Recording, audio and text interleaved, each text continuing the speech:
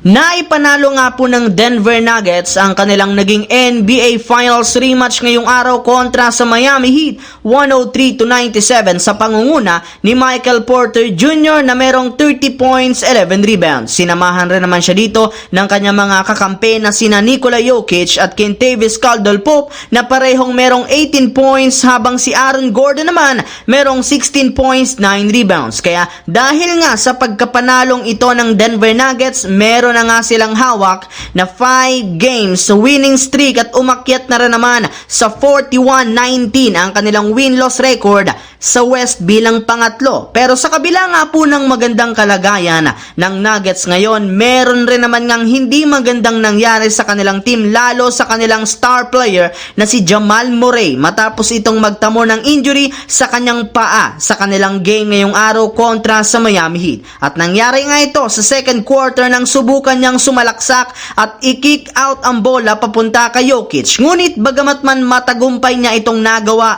natapilok nga siya dito matapos niyang matapakan ng paa ng kanyang kakampi na si Aaron Gordon. Kaya yan nga ang dahilan bakit maaga siyang umalis sa kanilang laban at hindi na bumalik pa. As of now, hindi pa rin naman alam ng Denver Nuggets kung gaano kalala ang kanyang injury since kakailanganin pa nga po nitong sumailalim sa ilang mga pagsusuri bukas ng umaga. Pero sigurado nga po ang kanilang kupunan na mawawala ito sa kanilang lineup sa kanilang mga susunod na laro. Samantala, dito naman sa ating pangalawang storya sa balitang mas delikado nga daw po na clutch player si Kyrie Irving kaysa kay Stephen Curry, ayon yan kay Andre Iguodala. Ayon nga po sa naging pahayag ng retired NBA player na si Andre Iguodala sa isang podcast, kung siya nga daw ang tatanungin kung sino ang mas kinakatakutan niya pagdating sa clutch sa pagitan ni Kyrie Irving at Stephen Curry, mas pipiliin pa rin nga niya si Irving. Gayong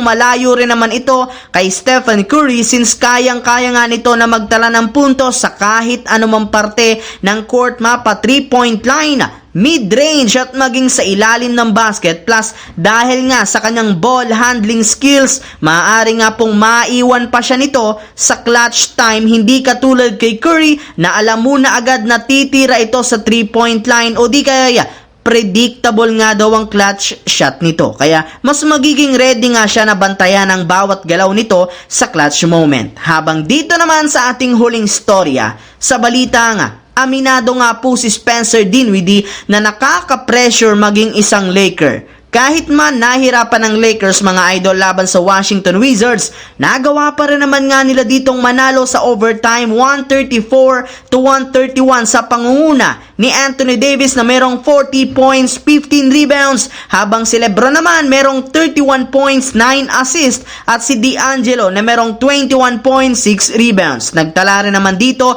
ang kanilang pinakabagong player na si Spencer Dinwiddie, 10 points, 3 assists off the bench. At kasabay nga niya na sinabi nga po mismo ni Spencer Dinwiddie na nakaka-pressure talaga na maging parte ng Los Angeles Lakers. Ayon nga po sa naging pahayag nito sa interview, na-realize nga po niya na hindi madali ang kanyang sitwasyon ngayon, gayong halos lahat ng kanilang mga nakakalaban seryoso na patumbahin sila. May ilang mga home games nga po nila na parang nararamdaman niya na isang road games na sobrang hirap ng kanilang laro. Sinabi rin naman ito na meaningful at intense nga parati ang laro ng Lakers na siyang rason bakit nag-e-enjoy siya sa bawat laro. Bukod nga po dyan, grabe rin naman ang expectation sa kanila ng mga fans, kaya medyo nakaka-pressure talaga para sa mga players nito.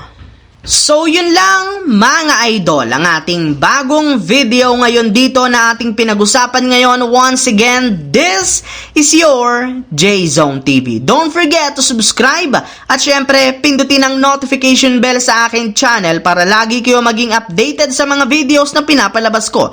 Isang malaking shout out sa lahat mga idol. Thanks for watching. Hopefully, nag-enjoy kayo ngayong araw na ito.